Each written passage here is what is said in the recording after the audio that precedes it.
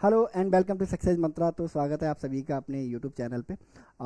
तो जैसे जैसे टाइम बीतता जा रहा है, हम नवंबर में एंटर कर चुके हैं एंड हम पास जाते जा रहे हैं सीयूईटी एग्ज़ाम के, है ना। It is the high time कि अब हमारे पास एक प्रॉपर स्ट्रेटजी होनी चाहिए टू क्रैक सीयूईटी एग्जामिनेशंस। ठीक है, तो जब कभी भी मैं ऑफलाइन लेक्चर्स लेता हूँ या ऑनलाइन लेक्चर्स लेता हूँ तो वहाँ बच्चों का एक कंसर्न रहता है कि भाई सर जनरल नॉलेज काफ़ी ब्रॉड है, कैसे पढ़ें, कैसे कंट्रोल करें जनरल नॉलेज को, है ना। कहाँ कहाँ से पढ़ें कि जो हम जनरल नॉलेज में, है ना, अच्छे मार्क्स ला सकें, है ना। तो सही बात है, जनरल नॉलेज काफ़ी ब्रॉड है ना, कोई लिमिट ही नहीं है जनरल नॉलेज की, है ना। तो ऐसे में हम कहाँ से पढ़ाई करें, क्या पढ़ें, कितना पढ़ें कि हमें जनरल नॉलेज में अच्छे मार्क्स आ जाए। And the most important thing कि भाई जो जनरल नॉलेज है ना, मोस्ट इग्नोरेबल टॉपिक माना जाता है सीयूईटी एग्जामिनेशन के लिए। बच्चे पढ़ते पढ़ते क्या हो जाते हैं, बोर हो जाते हैं। एंड यहीं पर जो सीरियस एस्पिरेंट हैं उनके लिए स्कोप लेके आता है जनरल नॉलेज।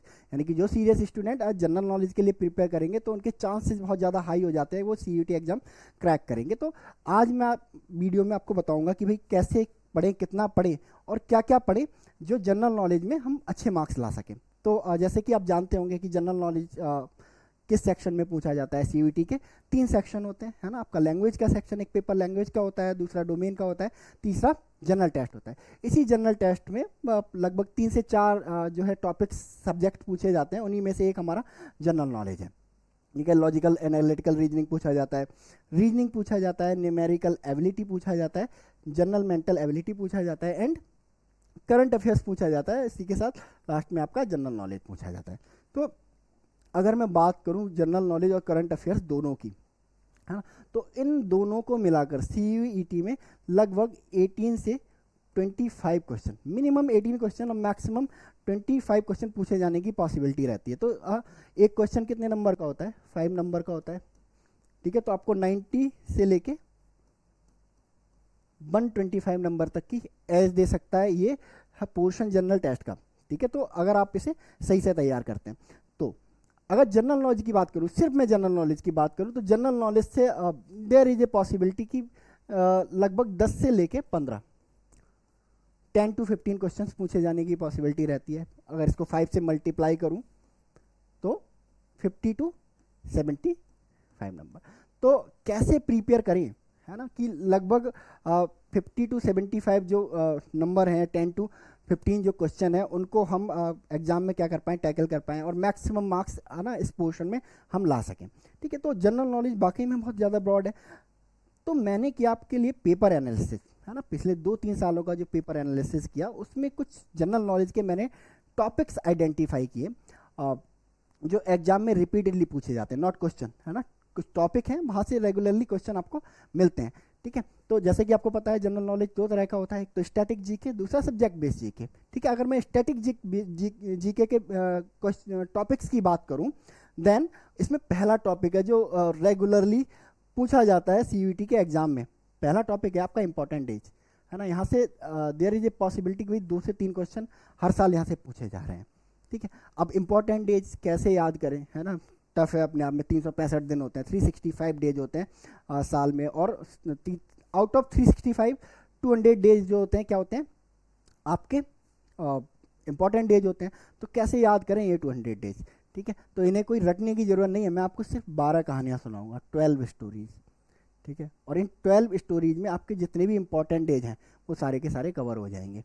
ठीक है, इसके अलावा अगर नेक्स्ट टॉपिक की बात करें, इंटरनेशनल ऑर्गेनाइजेशंस, कंट्रीज कैपिटल। ठीक है, तो इसके लिए मैं आपको बहुत बेसिक सी ट्रिक्स बताऊंगा, 3 से 4। ठीक है, जिसमें आपको सारी international organisations, countries and Capitals याद हो जाएंगी।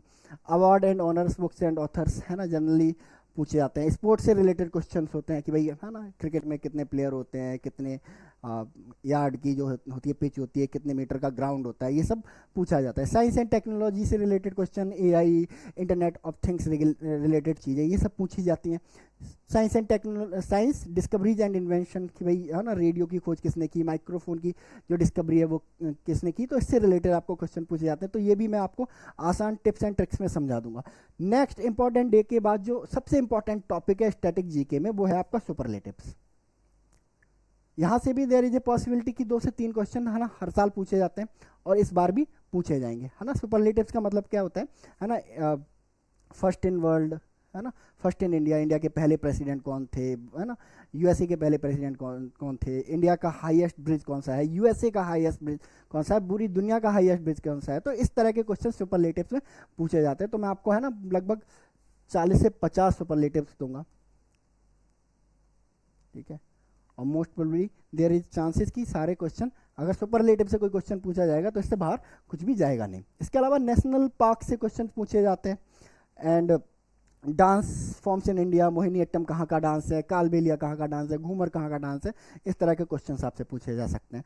फुल फॉर्म्स है ना, लाइक फुल फॉर्म्स क्या, एटीएम है ना, देखा होगा हम जाते हैं एटीएम्स डेली, तो एटीएम की फुल फॉर्म क्या होती है, automated teller machine, NITI Aayog की क्या होती है, आईएफएससी की फुल फॉर्म क्या होती है ना। तो इस तरह की जो फुल फॉर्म बेस्ड क्वेश्चंस हैं वो पूछे जाते हैं। तो इसको हम करेंगे पूरा, जो स्टैटिक जीके हमारा जो पूरा होगा वो ट्रिक बेस होगा, हम इसको ट्रिक बेस पे करने की कोशिश करेंगे, और मैं आपको कुछ ट्रिक्स बताऊंगा जिससे आप इन सारे टॉपिक्स को क्या कर सकते हो, टैकल कर सकते हो एग्जामिनेशन में। दूसरा आता है आपका सब्जेक्ट बेस्ड जीके, ठीक है।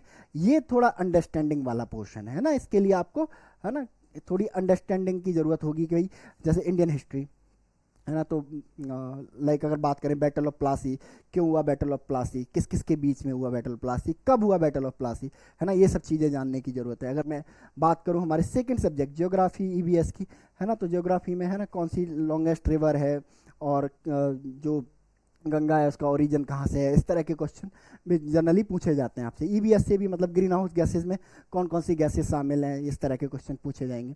इंडियन पॉलिटी है ना, इसमें हमारा कॉन्स्टिट्यूशन भी शामिल होता है कि किस आर्टिकल के अंडर प्रेसिडेंट को इम्पीच किया जाता है, और जो हमारे फंडामेंटल राइट हैं वो कौन से पार्ट में आते हैं, इस तरह के क्वेश्चन जनरली पूछे जाते हैं।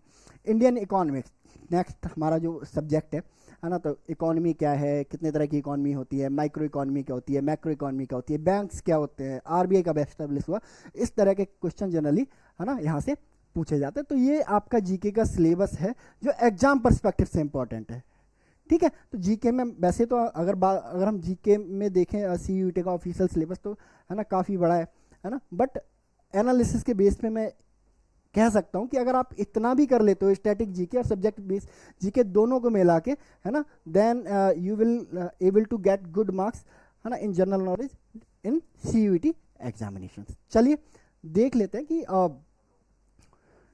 किस तरह के क्वेश्चंस पूछे जाते हैं जनरली है ना सीयूईटी के एग्जाम में। तो मैं कुछ सैम्पल क्वेश्चंस आपके लिए लेके आया हूँ जिससे आप समझ पाएँ किस तरह के क्वेश्चंस पूछे जाते हैं स्टैटिक जीके से, इंपॉर्टेंट डेज वगैरह से, सब्जेक्ट बेस्ड जीके वगैरह से। तो उनको देख लेते हैं। चलिए, तो जैसे कि ये क्वेश्चन देखो, विच of the following state is the largest state of India, ठीक है। कौन सा स्टेट इंडिया का सबसे लार्जेस्ट स्टेट है ना, इन टर्म्स ऑफ एरिया। ये क्वेश्चन कहां से है, ये क्वेश्चन सुपरलेटिव से, जो मैंने बताया था स्टैटिक जीके में, जो सुपरलेटिव नाम का जो एक टॉपिक है वहां से ये क्वेश्चन पूछा गया। तो है ना, अगर बात करें इसके आंसर की, तो सबसे बड़ा state in terms of area कौन सा है, ठीक है। तो करेक्ट आंसर है राजस्थान, ठीक है। राजस्थान सबसे बड़ा स्टेट है इन टर्म्स ऑफ है ना एरिया, ठीक है। Which of the following state is the largest state of India in terms of population. Population के टर्म्स में अगर मैं बात करूं तो है ना इंडिया का सबसे बड़ा स्टेट है ना कौन सा है, ठीक है। तो option C Bihar, sorry option C Uttar Pradesh. Uttar Pradesh में सबसे ज़्यादा पॉपुलेशन है, 24 करोड़ पॉपुलेशन के साथ उत्तर प्रदेश है ना इंडिया का सबसे बड़ा स्टेट है। नेक्स्ट अगर सैंपल क्वेश्चन देखें तो which of the following country use ngultrum as it currency. कहाँ से आया ये, स्टैटिक जीके का ही क्वेश्चन है, और कौन से पोर्शन से है, कंट्रीज एंड कैपिटल से, ठीक है। तो एंगल ट्रम है ना, ये जो करेंसी है वो कौन सा कंट्री यूज करता है, तो option Thailand, Indonesia, Bhutan, Cambodia. तो भूटान है जिसकी करेंसी क्या है, एंगल ट्रम है, ठीक है। Next question, which of the following the Indian freedom fighter is known as iron man of India, ठीक है। कहाँ से रिलेटेड है ये, मॉडर्न हिस्ट्री से रिलेटेड क्वेश्चन है ये। तो किसको जाना जाता है आयरन मैन के नाम से, है ना, एवरीबडी नोज, है ना, सरदार वल्लभ भाई पटेल। प्रधानमंत्री मोदी ने उनकी है ना एक बहुत बड़ी सी स्टैच्यू बनवाई है ना, देखा होगा आपने गुजरात में, next, which of the following article of Indian constitution provide for the impeachment of president? किस आर्टिकल के तहत इंडियन प्रेसिडेंट को इम्पीच किया जा सकता है? कहां से पूछा गया ये क्वेश्चन? ये क्वेश्चन पूछा गया है इंडियन पॉलिटी से।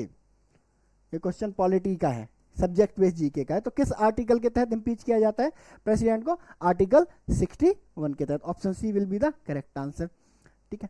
विच of the following award is the highest gallantry award of India? कहां से है ये सवाल? स्टैटिक जीके, मैंने बताया था अवार्ड एंड ऑनर से। तो अवार्ड नाम के सेक्शन से है ये। कौन सा अवार्ड सबसे बड़ा अवार्ड माना जाता है ना? गैलेंट्री अवार्ड माना जाता है। अशोक चक्र नो, शौर्य चक्र नो, वीर चक्र no, Paramvir Chakra is the highest gallantry award in India. ठीक है। नेक्स्ट क्वेश्चन देख लेते हैं। OPEC, organization of petroleum exporting countries, is the headquartered in which of the following cities? है ना, जो ओपेक है उसका हेडक्वार्टर कहाँ पे है? ठीक है, कहाँ से है ये? इंटरनेशनल ऑर्गेनाइजेशन से है ये क्वेश्चन। इंटरनेशनल